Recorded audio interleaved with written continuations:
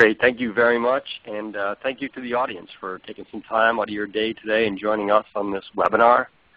I am the Vice President of Marketing at Influitive, the Advocate Marketing Experts, and I am really, really excited to be giving this webinar and introducing to this audience what we think is really a signature piece of content for people interested in the concept of advocate marketing. It's what we call the Advocate Marketing Playbook, and it's really a senior marketer's blueprint for building out an advocate marketing program.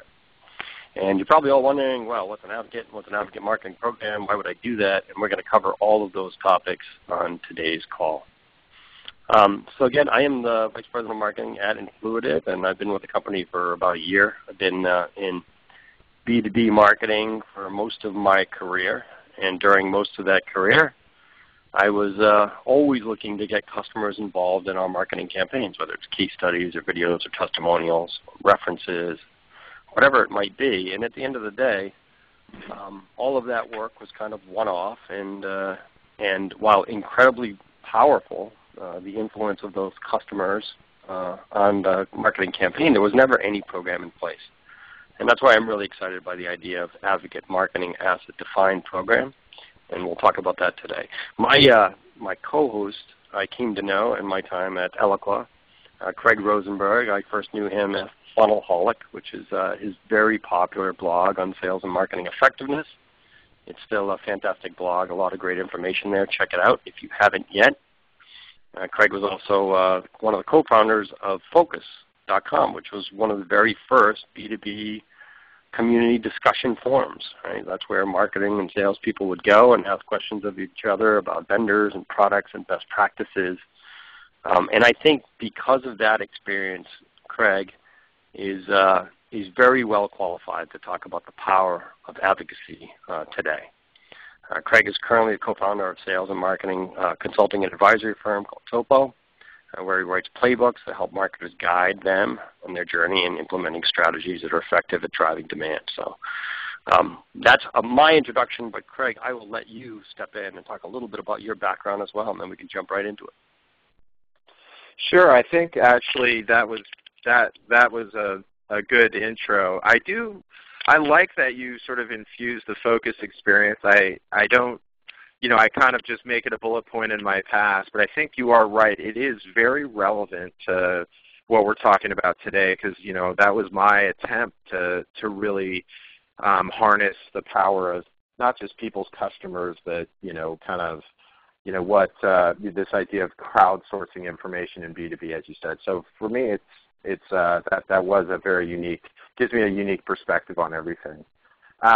But otherwise, yeah, I think that was a good intro. And what I thought we might do is kind of jump into what is an advocate and what is advocate marketing. Whoops. So look, one thing I found. So let me just ramble for a minute because there was always, for me, there's been a lot of buzz around sort of, advocacy and, social community, the internet. All these things have actually really brought this idea to a head. And you also see a lot of different sort of new terms coming out there like word-of-mouth marketing, et cetera. And so from our perspective at TOPO, this was something we really wanted to explore. By the way, my other founders at TOPO were also founders of Focus. We believe that there is this really powerful thing happening out there in the world, and it is around advocacy. And the way we think of advocate marketing is that it's this idea where like businesses can capture this enthusiasm that their customers, partners, fans, investors, whoever that might be, and manage that and turn it into this like powerful force for things around business growth, like sales and marketing and even product. And so that's kind of the idea here. And so you have all these evangelists that you don't even know about that are that are part of your sort of ecosystem. And you can use them and turn them into this sort of, I think in a lot of, you'll see the term army, right? But you just have this army of folks that can, increase this sort of marketing reach and basically help you offer, frankly, build a better company and offer a better buying experience. The reality is, and we're going to talk about this, going forward, is people want to, when people are buying today, they want to talk to their peers, and we're going to talk about that further. And that really makes this idea of harnessing your advocates and frankly, turning your customers into advocates one of the most important things you can do. So that's kind of me. I think, as we go through this, we're going to give you some really exciting examples. But I will just kind of leave everyone with this message. As we really studied advocate marketing, we realized a couple things. One is this is right at your fingertips, right? This is one of those things where it's probably it is truly a critical thing that you can go do. And I'm not saying it's not hard. Everything's kind of hard in a business, but a lot of the elements of kind of what you need are already there. You already have customers who are talking about you. You already have advocates, whether you know them or not. And what's really just incredible about this movement is this is the idea of actually just managing and mobilizing this and truly taking advantage of this and growing it. So for me, it's a no-brainer, and it's really exciting. Jim, I hand it back to you to talk further on this idea. Great. So I think some really good points about advocates. Let's talk a little bit about the term advocate and kind of you said it's coming to a head, and I pay attention to this market, and I see a lot of articles, and let's talk a little bit more about who advocates are and who they're not. Right? There is a lot of B2C concepts for advocacy, and as is always the case, kind of the B2C market has been very aggressive at tapping into the power of advocates, right? They call them typically brand advocates, right? The consumer side of this is very different, right? An advocate program on the consumer side might be passing a discount along to my friends and family or something like that, right? And again, so a lot of B2B marketers, they sit up there and say, okay, well, do I have advocates? Well, you do. They may not be like the advocates I'm showing on the screen, right? They might not be Disney fanatics that actually, crazily enough, get married at Disney World, and they may not be tattooing, your company name on their arm, and they're probably not, unwrapping your server technology and videotaping that so they can put it on YouTube and show how excited they are about it, right? But they can do things that are incredibly powerful, right? They can do things like this. These are already things that you're doing today, that you have marketers, salespeople, sometimes people in client services that are asking customers to help out with these types of campaigns, right? Spreading your content, asking for product reviews, providing references for analysts and for salespeople, speaking at user groups, giving you referral leads, briefing your analysts, doing product surveys, joining customer advisory boards. Like, these are all things that many, many B2B companies do today, but they do it in a very siloed, kind of scattered way. It's not organized. And what ends up happening is you tend to ask the same people to do multiple things from multiple departments or owners, right? And so that gets kind of annoying. Your best customers, your biggest fans, your evangelists are now being peppered with all these requests. And while you're annoying those very powerful advocates, you're also kind of watering down their impact, right? What if you can instead reach out, segment your advocates and reach out to them and mobilize them towards a common objective all at once, right? Again, this idea of an army, right? I reach out and say the most important thing right now out of everything on the slide is product reviews, and that's what I want all my advocates to do, right? So you harness all of that kind of enthusiasm and direct it towards a common cause. And that's really what advocate marketing is about. So Craig, why don't you, on the next slide, tell us a little bit about, why advocacy today? Why is it so popular? What are some of the trends that are driving interest in the concept of advocate marketing? Yeah, you bet. So, one thing as I did there's this, I'm just going to re-mention, we did this study here on sort of the current state of B2B advocate marketing, but also we have this background of focus. And one thing I always told people is everyone always, we've always preferred, peer, people that we respect, their referrals on stuff. I think back 20 years ago, if you were going to do anything, go to a restaurant or whatever, if you had that sort of person you knew that you could call and just ask for their buy-off on it, you would do it.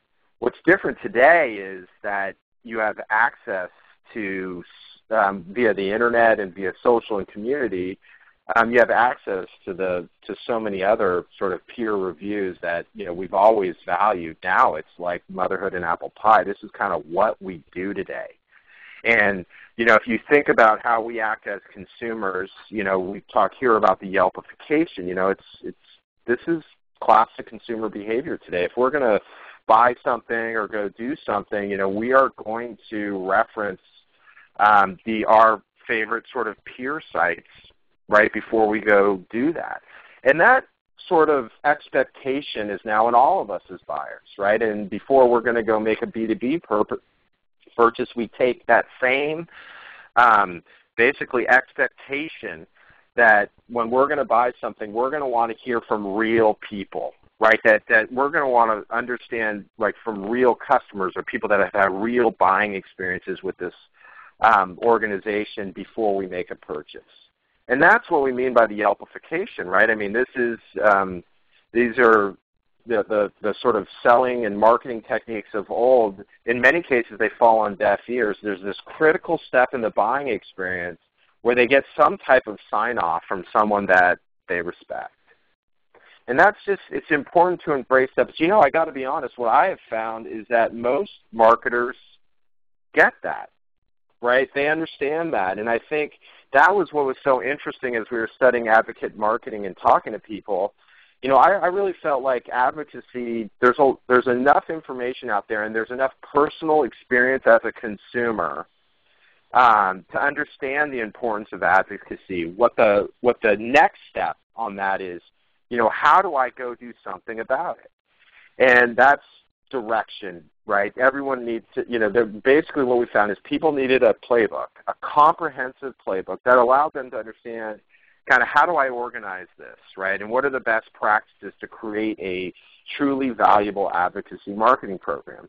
It's interesting, we spent some time even here today sort of setting the table, but, we found that was like a nod of the head. Most CMOs and VPs of marketing and people in marketing they get it. They say, look, I understand that I have these advocates, but now what do I got to go do? And that's why, we wanted to, create an advocate marketing playbook and really a comprehensive one. I mean, we're talking about 50 pages of guidelines, but also really tangible worksheets and tips and case studies so that folks can go and actually go execute an advocate marketing campaign. And what we also did was we tried to put everything in sort of 5 compelling, easy-to-read sections. So take this big idea and put it into something really consumable. And that's what we did for the playbook.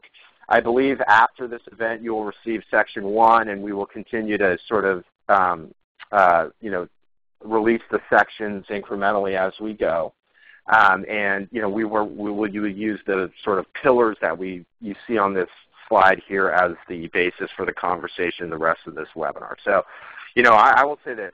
The market wanted this playbook. As a matter of fact, as the marketing for this went out, a lot of people sent me personal emails saying, can I please get this playbook? We're very excited about it because, this was kind of the next step for the market. They got advocacy now. They just got to know what to go do. And we feel like we built something really comprehensive. And that is, what we're going to use as the foundation for the conversation today. Jim, you want to kick off the Yeah, sure. Let's talk a little bit about those pillars and dive into the details. Really, we think about it as breaking it down to 5 steps, right? So you're interested in the idea of advocacy. I get it. It makes sense to me. So what do I do now, right? And of course, that's where a lot of strategies break down, right? So we kind of break it down in these 5 steps here between planning on the front end, identifying, onboarding your advocates, how do you engage them, the appropriate way to engage advocates, recognition and rewarding of advocates, and then measuring results. Right? And if you break down to those kind of 5 sections, we can dive in and talk a little bit about it. So, Craig, why don't you start off by talking a little bit just on the planning front? How do you build a compelling advocate marketing plan that you can actually sell to the kind of people at the C-suite that need to have visibility over a program like this? Yeah, well, I would say there's 2 parts to this have a plan. One thing when we went out and talked to sort of organizations that have really successful advocate marketing programs, that was a common theme, right, which was, they didn't just think of it as like, oh, well, we got to go mobilize the advocates. They, sort of step one for them was, what is this going to mean for the business? And, I feel like most people say, yeah, but actually, please just internalize this. This was really important, right? The successful advocate marketing programs, this was part of the overall business objectives. And in some cases, it was things like pipeline growth, lead gen, like referrals, brand perception. And, these are all sort of big, critical, business things that need to go happen that you can tie the advocate marketing program to. That's what's also great is the reason why the folks that had successful advocate marketers were even able to get sort of resources and get it funded was because they didn't just think of it as this thing that they were going to go do. They actually tied it to the business and what the business was going to go do. And what's exciting is, and we have a couple case studies in this in this webinar, and we have a bunch of case studies in the playbook, is it worked, right? So that it did have, we actually were able to make this plan and execute against it. But step one is tie this to overall business objectives, understand kind of what it is you want to achieve from the advocate marketing program, and that's sort of the mark of success for a lot of these folks. And I would say, Greg, on that is like, go ahead. The great thing about advocates is that you can use them at all stages of your revenue cycle. And I think that that's really the most interesting thing. And you kind of know this, right? The reason why every time you do a press release, right, if you're in corporate communications, you always look for a customer quote is because customer quotes validate your statement. The reason why you ask customers to join your webinars is because their examples, their stories of success with your products validate your product messaging, right? So you kind of do this anyway. So I would say is like, think about, all right, if our next 2 quarter objectives are launch a key product, increase lead gen by X%, okay, great. How do we kind of sprinkle some of that advocacy pixie dust over our marketing plan to kind of boost results? And that's where we've seen it work great. The other thing I would say here, Craig, is like get specific, right? Don't put down, hey, go sell to the CMO that we're going to run an advocate marketing program and, it's just revenue growth is the objective. Break it down. Say, all right, well, how much? How many more leads can you get by running, a kick-ass referral program, right? Like how many more customer case studies, videos, testimonials, quotes can you kind of gather through an advocate program that you can put on your website or put on third-party sites? Like how many more times can you get customers engaged in conversations on places like Quora or getting reviews on, say, the App Exchange? If references are key to your sales cycle, and a reference can mean the difference between a 6-month and a 5-month sales cycle, then how many more of those can you turn around in 24 hours? And those are the type of specific, measurable goals that you want to build into your plan from the beginning. And again, to try and help you thinking through those things, the Advocate Marketing Playbook has things like worksheets, like plans that you fill out and write down, like who you should coordinate with when you're putting your plan together, right? Not because you might not think of these things, but if it's built right into the playbook as you make your way through it, it's much easier to say, okay, I'm going to set those goals right now, and we'll come back to them and adjust them later as I get deeper into this. Yeah, Craig, I like that, by the way, about Jim, I just mentioned, what I really liked about when we were studying the advocate marketing, and maybe I've said it like 10 times in this, but I did like that, a lot of time new movements, they struggle to sort of be tied to real business objectives, and that's what I really liked about advocate marketing was it really was able to tie itself into, the things that the organization is trying to achieve today. That to me is really important, right? And it certainly signaled to me that this is something that I as a person who recommends, processes for people to go do to achieve results, that this was something that made a lot of sense for them. So. Yep. So, Craig, we got a plan in place here. We're going to put down some objectives. I guess the next step is you got to go find these advocates, right? So, tell us a little bit about who advocates are commonly at the companies that you interviewed, and we'll talk a little bit about how you can go find them. Yeah, for sure. Look, every company is going to have their sort of unique set of advocates, and one of the first steps that you want to do is determine who my advocates are. And look, I think it's really interesting. We can talk about kind of where to go find them, but you've got the sort of obvious ones, right, which are these sort of customers that really love you, that are out there talking.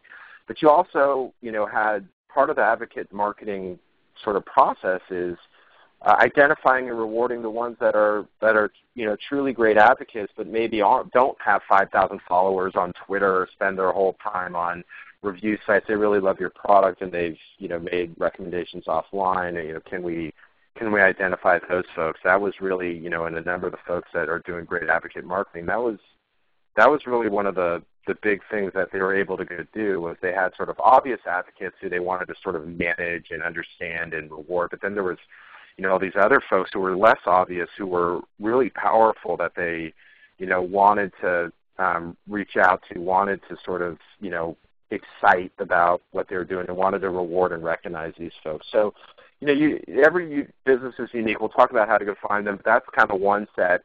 There's employees and alumni that could be advocates for your organization. We want to go identify those and sort of be able to work with them to help us be part of our army of advocates. Partners as well. There's financial incentives for them to work with you, but they can be really powerful advocates for you out there, and not just on the open internet where they're very important, but with all the, as we talk about all the activities that take place in the advocate marketing program, partners should be a really important part of that process. And this has investors. There's all these, those guys are huge advocates for you. Like for us in the Valley, for startups, our investors are our biggest advocates. So it depends. Everyone had a different business. I think the core of what we saw were these four, with a heavy emphasis on the customers, right? And with a really interesting sort of part of the customer segment was this ability to identify the advocates who didn't talk the loudest, but were really sort of very important in their sort of overall advocate marketing plan. So that's kind of what we found. Jim, I'd love to hear more about what you guys have found about how you can go and find these advocates in your organization.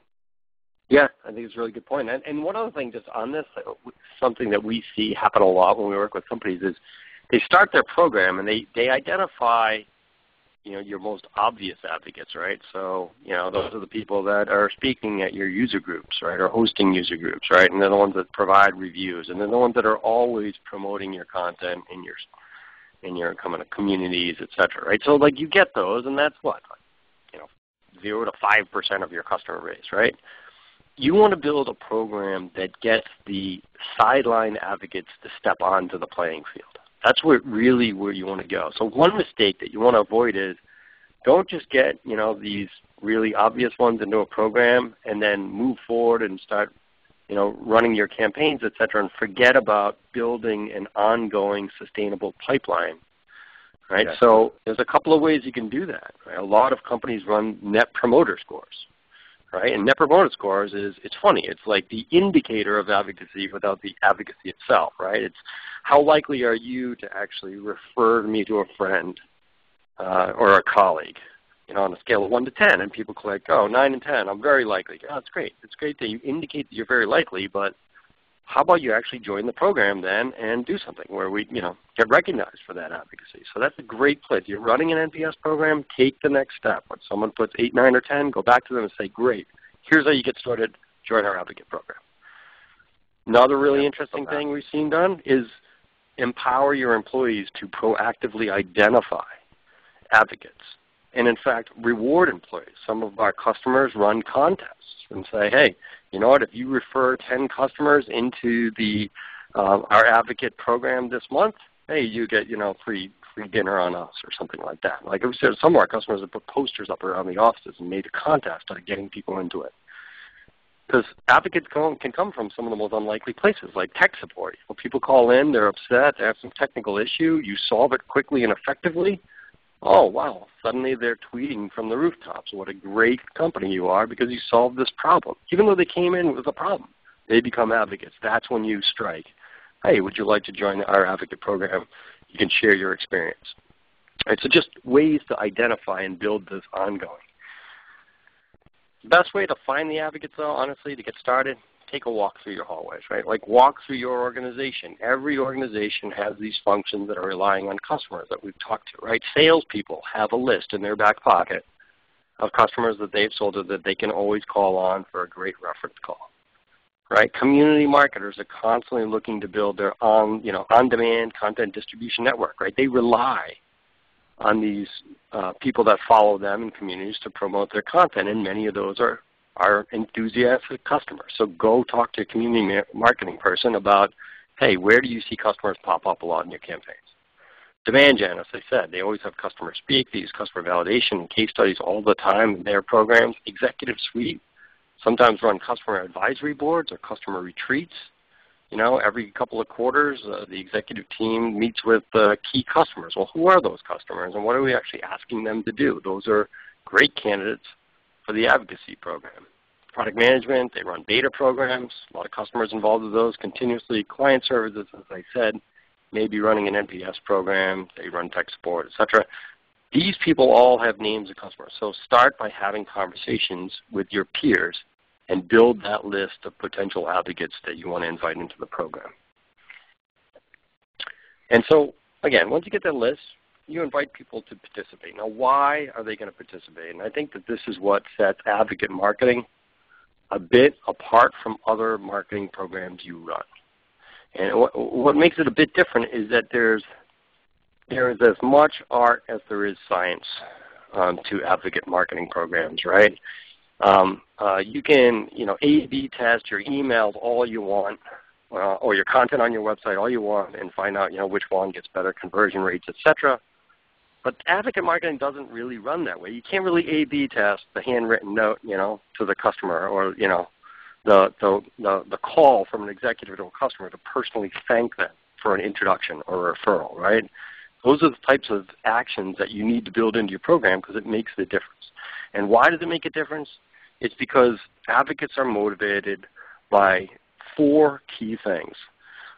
Really, this has been written up in a study that was done on gamification by the name of a guy by the name of Zeikerman.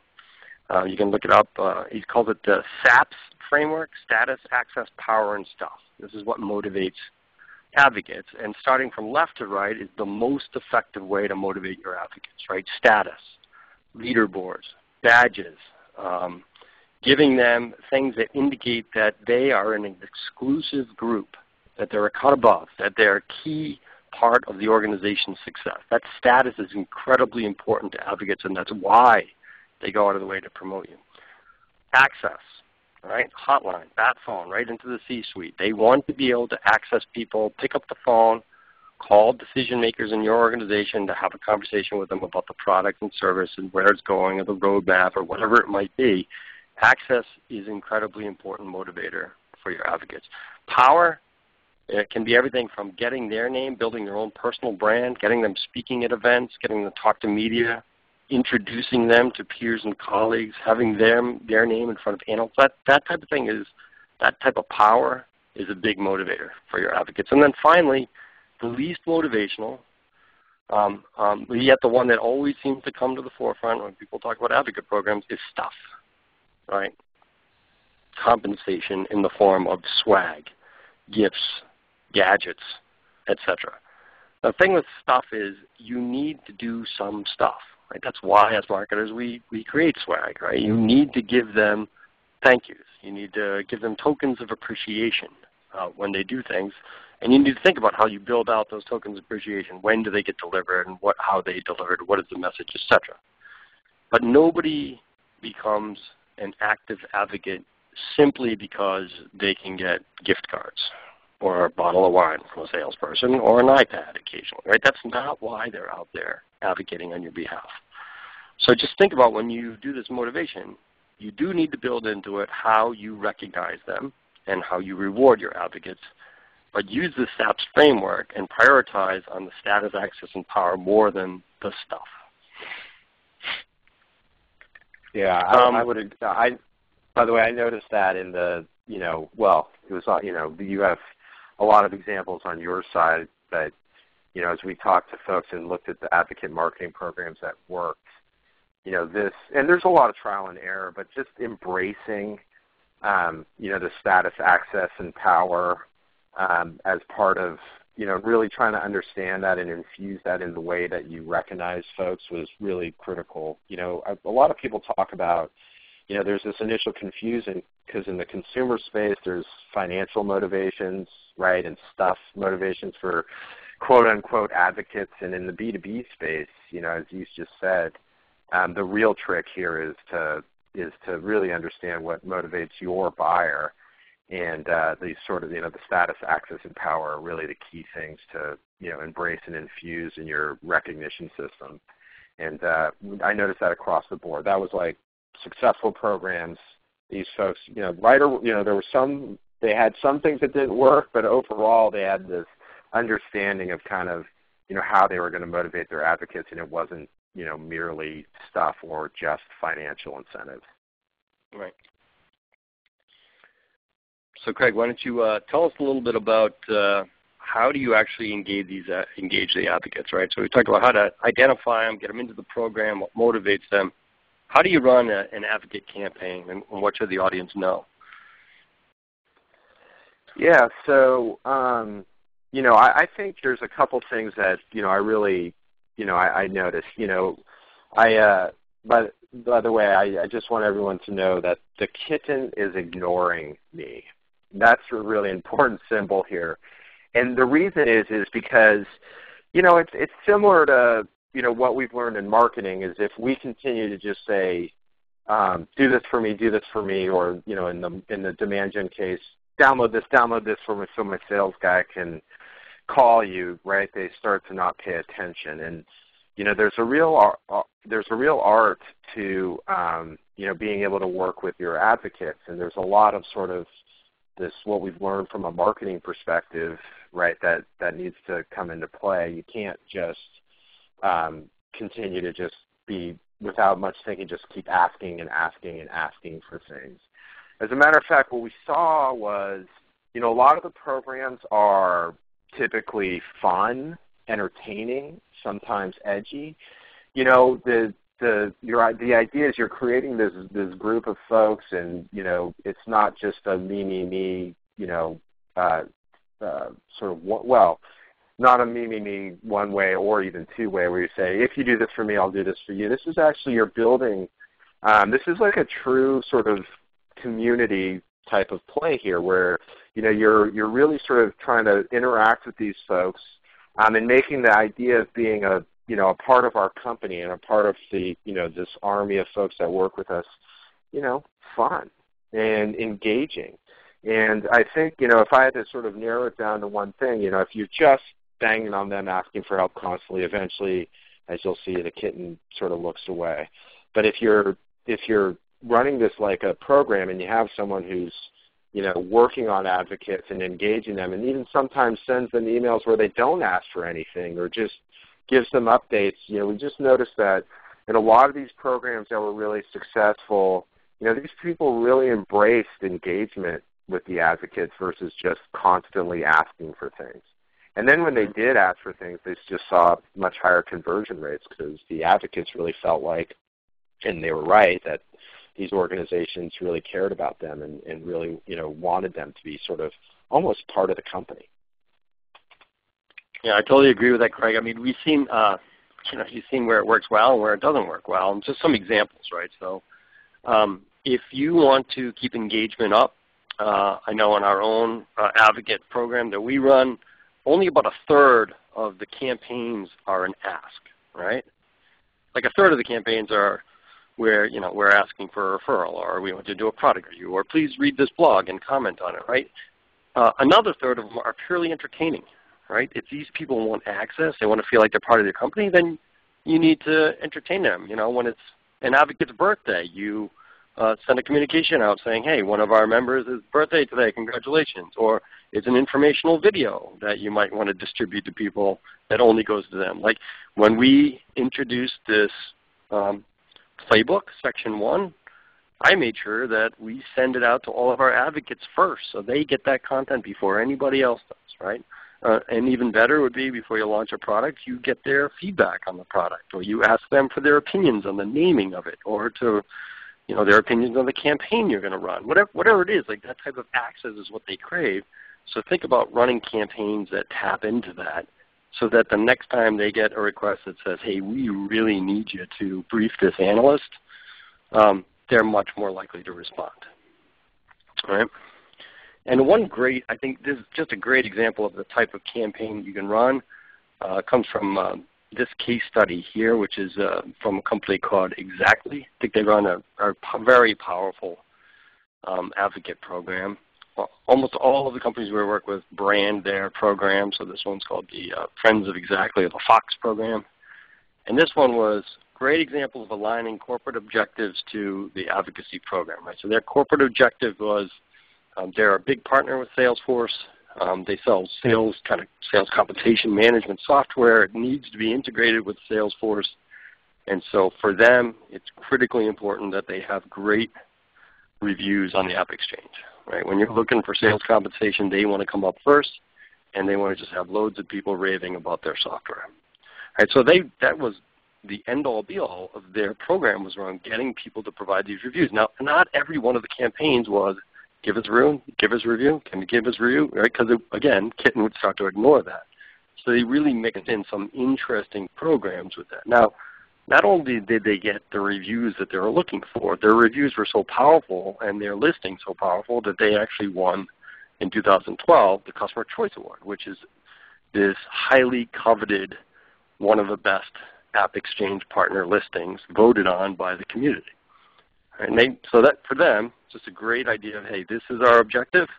Here's how we're going to reach this objective by building this program. We're going to mix in the campaigns to try and get much better engagement. And boom, they kind of hit their target, and bonus, win this coveted award. So just a really good example. And again, there's loads of these examples throughout the playbooks as well. So that kind of brings us to I think the final pillar here that we talked about, which is measuring. How do you actually measure advocate marketing success? Kind of ripping off of that case study. What are some of the other things that marketers should be measuring? Yeah, so, I think, there's sort of 3 buckets of metrics that you can look at here. All of it depends on your goals. We talked about planning before. You do want to sort of state your objectives and realize kind of what it is you're trying to do, and then create metrics around it. So, I will provide that caveat, right, which is, look, there's folks that just want more engagement, right? And so that might be the sort of overriding metric that they're, gauging the success of their program on. But, the good news here is, I mentioned this before, what I really liked about advocate marketing is the strategic measurements and milestones that, are necessary in order not only to get this program off the ground, but to make it to show how important it is to the overall organization. You can tie it to sourced revenue, to faster sales cycles and to more leads. I don't think it's, what I found just talking to everyone, whether they had run advocate marketing programs or not, was most people will tell you that referral leads convert higher, and they are typically faster sales cycles. Easy. In some cases, people said easier, right? So, there's a really a strategic lift here from, your advocate marketing program, and you want to make sure that you can measure that. There's really sort of tactical objectives, and again, this depends on what you want to get out of the program, but, a lot of times let's say you're running a review program, that should bring really positive, high-quality traffic to your site that you might want to track.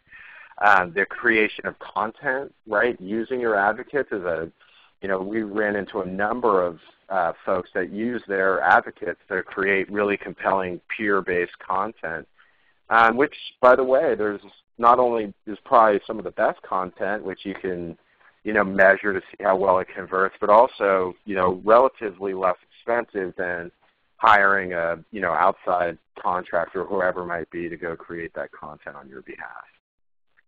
The other thing is, you should definitely, this is like no matter what you do, in my opinion, you should be from an operational perspective on the overall how's the Advocate Marketing Program doing perspective. Number one, you want to measure the Advocate pipeline, which is, number one is, how many new advocates are we bringing in on a, you can figure out your time period. What we saw was, some people had monthly or quarterly or even more aggressive goals there, and you want to continue. If this is an important part of your operation, then you're going to want to continue to bring advocates in, and you're going to want to measure how well that is going by how many new advocates are being brought in, and then you want to measure how engaged they are. And engagement can be a lot of things. It could just be, obviously the most powerful is how engaged are they? How many of the sort of programs are they partaking in? And that's really sort of a key gauge of how engaged these advocates are. So that's really important. And the folks that really sort of have the advocate marketing program truly organized and are running it effectively, they understand kind of what percentage of these advocates are actually engaging, and they try to optimize against that number.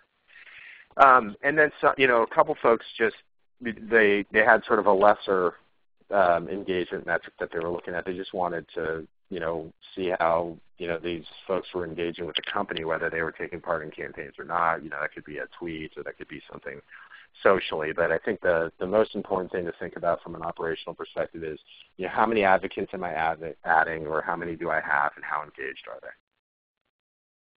they? Okay. I thought I would inject a couple of case studies here, because measurement, of course, is so important on a whole marketing program, especially advocacy. So I have two case studies from companies we work with that measure their programs in very different ways. The first is a company called Smart. They sell education technology into school systems. And they run a very sophisticated advocacy program, and they measure its effectiveness primarily through cost offsets. They're a small but fast-growing company. Yes, you can imagine they have a huge market opportunity. They sell in all these school systems, these kind of smart boards, kind of advanced whiteboarding tools, etc. They can't afford to hire all the trainers need to go into school systems and teach teachers effectively how to use their products. So they built an advocate program that essentially asks the customers to train new customers. So if you're part of this advocate program, it's open once every 6 months, and there's a pretty formal application process. You can get into the program, and then a lot of the campaigns that are run are educate your peers on how to use this product, and you get these types of rewards and recognition and everything else. So they estimate that through that kind of offset cost, each new advocate is worth about $130K in things like professional development, content development, etc. That's what they would be spending otherwise on professional services and trainers if they didn't have advocates. Okay, so that's kind of the cost offset. And you can think about the same thing when it comes down to, well, let's see, I can hire someone to write case studies, I can hire someone to video my customers, or I can ask them to do that themselves, and I don't spend the money on it. So that's a cost offset. The second one, which I think is a more popular way to look at the value or measuring the value of your advocacy program, is through lead generation and revenue. Right? At the end of the day, what really separates B2B marketing from B2C marketing is the notion that, at the end of the day, it's all about revenue. And so your advocate marketing program wants to complement that. The best lead you can get is a referred lead from an advocate, an enthusiastic advocate. They close, in this case study from Acton, marketing automation firm, their referred leads close at a 5% rate. The average close rate from name to revenue in B2B is about 0.75%. So you can see it's a huge increase in close rates. And you can see that they measure it incredibly closely so they can see exactly how many referrals they got, what type of pipeline it creates quarter over quarter, and what's closing. So a very successful program. Now, did they start off by inviting in advocates and immediately saying, do you have someone you can introduce me to? Do you have someone you can? No, they wouldn't, right? Kitty wouldn't respond. Instead, they build a really smart program that onboards these advocates, gets them introduced to the company, makes them feel like they're part of an exclusive group. They participate in kind of these lighter challenges to get started. Say, follow us on these certain social communities, or read this content, or contribute to a blog post with a comment, right? And work their way towards the big ask, which is, okay, who do you know that would love to use Acton? Who can you introduce us to? So again, very successful program, and they measure it very closely on its impact on revenue. So Craig, we're just kind of working our way towards the end here, and I think the biggest question that we get when we go and talk with people, we get people really excited around the idea of this. Wow, this makes tons of sense. We should do it. As you said, it's kind of one of these obvious things. And then a bunch of people look across the table at each other and say, well, who owns this?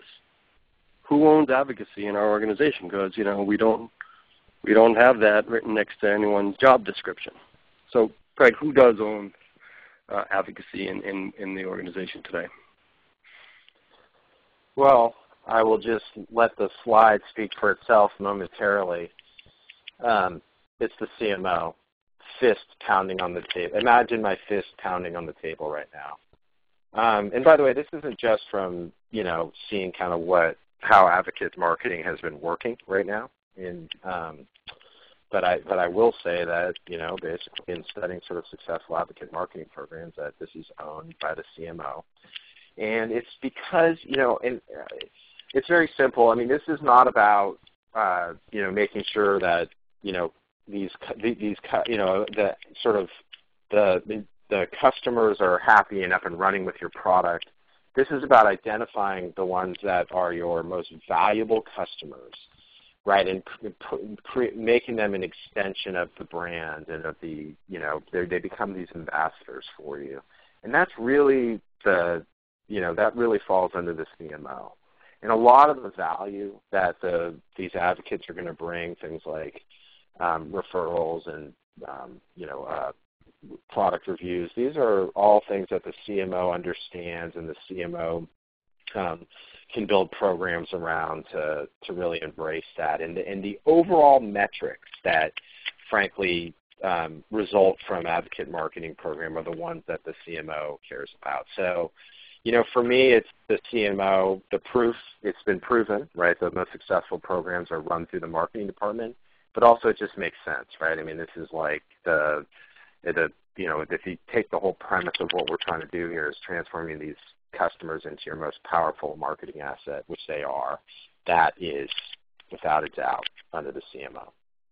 Yeah. I would say, Craig, too, another thing just to keep in mind, too, is like a lot of times when you have that conversation, the response that I get is, well, no, our CMO is much more brand-oriented CMO. Perfect. Like there's nothing that fires up a brand-oriented CMO's imagination more than, you know, seeing those crazy fanatical Apple fans waiting in line. Like every CMO that is brand-oriented says, wow, how do I get a piece of that Apple fanaticism? How can my company generate some of that? Well, you do that through an advocate program, right? So you can go at them that way. If you have one that's a very metric and sales-oriented type CMO, like they're driven by the pipeline and revenue, which is great, perfect. Your best leads come from existing customers, right? It's not just a slogan. It's not a saying. It's truth. So how are you going to tap into that? Like what are you going to proactively do to get those referral leads? Well, you do that through an advocate program. Yep. Now, I will say one other thing, Craig. Like CMOs may be the owner of advocacy, and they may be the people that are going to champion its cause, but they're not going to be the people that run the program. And so who actually runs the program? Well, I'm going to introduce the concept of the Advocate Marketing Manager.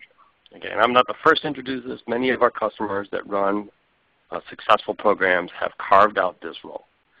Now, if you go on Monster.com and start searching for the Advocate Marketing Manager, you're not going to get an overwhelming number of hits, right? Because it's a new role. The good news is it's a role that a lot of people are doing, at least in part in your organization today, and the skill set certainly exists in your organization today. And this is what that skill set looks like, right? It's a lot of hats. But think about the intersection of community marketing and customer marketing, all right?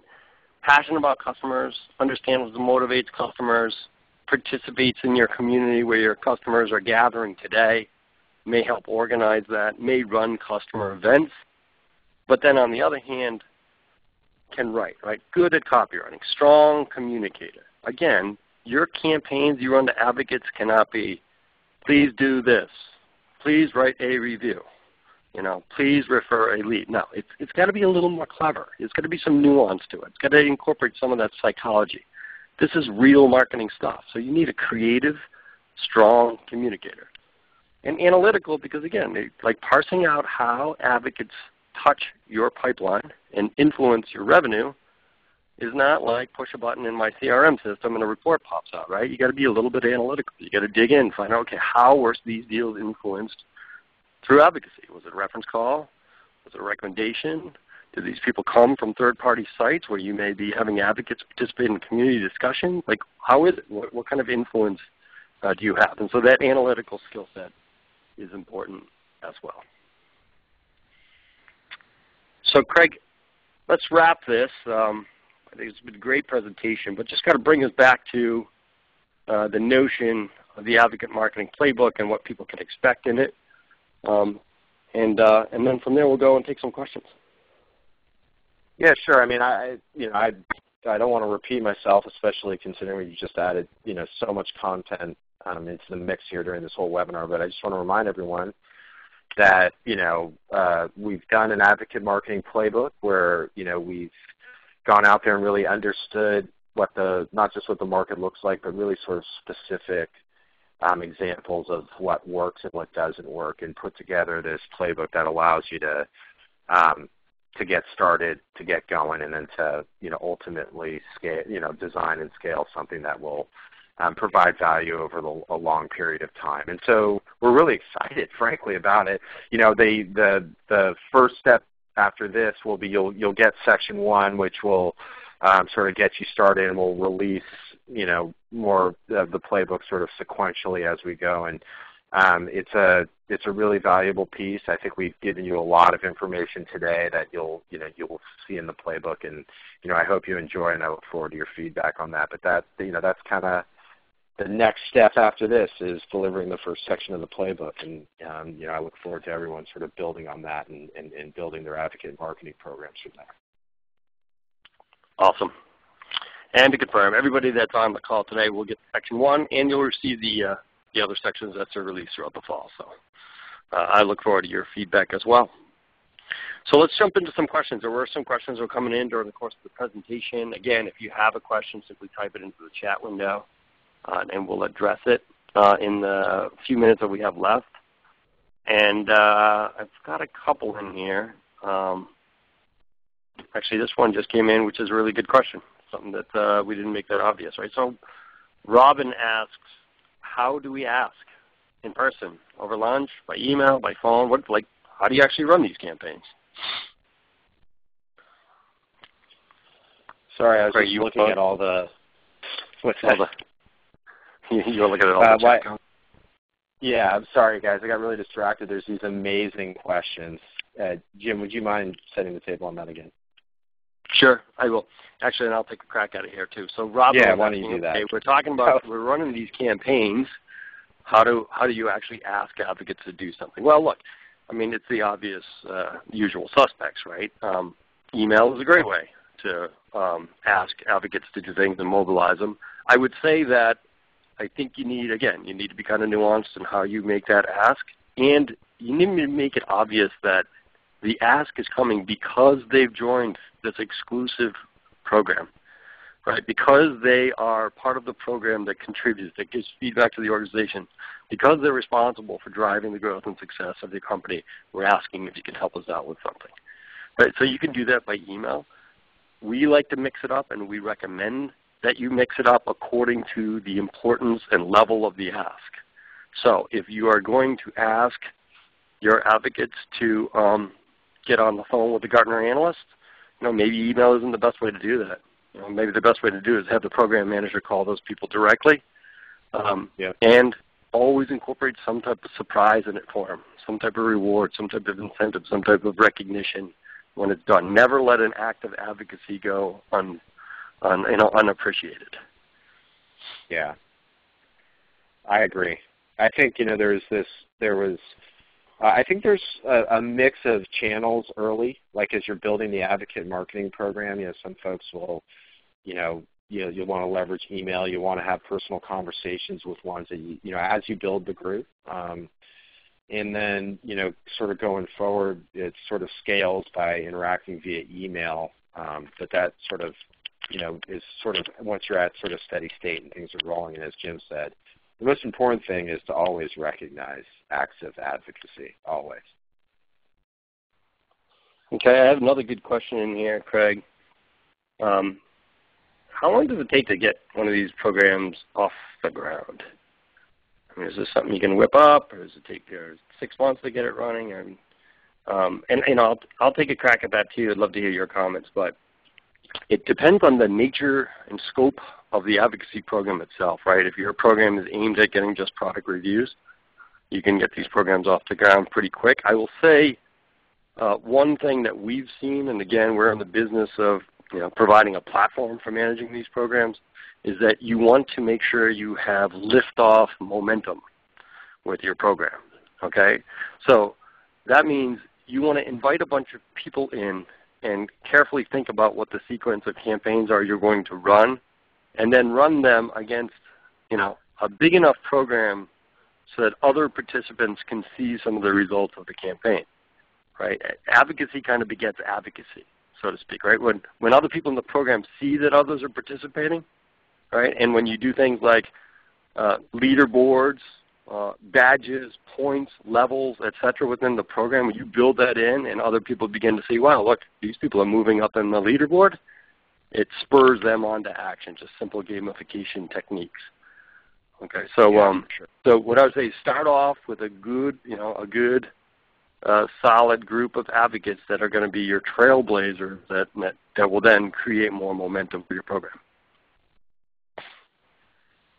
Yeah, I mean, I agree. Scope is really the determining factor, but technically this thing can get up and running very, very quickly, especially in comparison to a lot of the other initiatives or movements you might have. You might be going to do that would take, call it 6 to 8 months. The good news is a lot of the elements to this program are already in place, so you can move quicker than some of the other stuff that happens in the marketing organization. By the way, Jim, I would recommend that there's so many questions that we, sort of post answers to these questions on our blogs. There's a lot of really great questions. I think there's a lot of interest in this topic. I know we're about to run out of time. Yeah, I think that would be really cool. That's a great idea. We'll definitely do that. Let's do one more, and then we'll make it a wrap. But I also get a question here. Why would I need an advocate marketing program when I already have a community? This is a great question. I get this one quite a lot. And I don't know, Craig, if you want to take a stab at it first, I have some thoughts on it. Well, we got a little bit of time, and I know you're itching to answer. Why don't you kick it off, and we'll see how much time we have. And, obviously this is a big question we have from everyone. Yep, I get it a lot. And obviously if you're a community manager and you spent the time to build up a community where you want your customers coming in and talking about your product, maybe supporting one another, maybe answering technical questions, etc., you might be wondering why you need a separate program. And I think the answer to that is partly in the way I just phrased it, right? Communities, there's different goals for different communities. A lot of communities today are really built with the goal of offsetting tech support costs, having customers share best practices. And they necessarily then have a lot of IT mavens or power users in those communities, but may not have participation from executive level customers who don't find a lot of value in that community. And so that's one reason why you want to think of an advocate program different from a community, because your advocates may not be the type of people that participate, say, in technical discussions. Secondly, I would say is that the motivations are very different. Community platforms today, some of them add some gamification elements into it, but you certainly don't get the feeling in those communities that you're part of an exclusive program or that you have exclusive access or that you're given some type of power, you have the influence to sway, say, product direction or et cetera. It just, a lot of that doesn't get conveyed, even if you're in a special group. And that's why we kind of recommend an advocate program instead of just relying on your community. I hope you have anything to add. No, I would just say in most cases I believe the best thing to do is that the participation in the community is part of kind of how you reward and recognize the advocates. So the advocate program should be a separate program. The community is a great place for these folks to go and add value to you, and you should recognize them. That should be part of the recognition programs that you have. But it's different. It's a different thing. And so, I mean, you said it enough, but I would just, to put it in perspective, the community involvement is really important. Those, what they do in there and those activities, should be recognized in the Advocate Marketing Program. But it's a separate activity in my opinion. I concur. Well, look, we're actually at 2 o'clock here on the East Coast. And so we reached the end of the program. Craig, just again, want to thank you for all your great work on the playbook and for joining for the webinar. And to the audience, thanks. Those of you who stuck around for the full hour, thanks for taking that time out of your day to learn about advocate marketing and how to get started. As I said, you will receive the playbook, all the sections as we release them. And of course, you'll be hearing from us with other content, offers, best practices, guides, case studies, etc., to help you put your program in place. That concludes today's webinar. Again, thanks for your appreciation, thanks for your participation, and enjoy the rest of your day. Thanks, Craig. Thanks, everyone. Ladies and gentlemen, that does conclude the webinar for today. We thank you for your participation and ask that you please disconnect your line.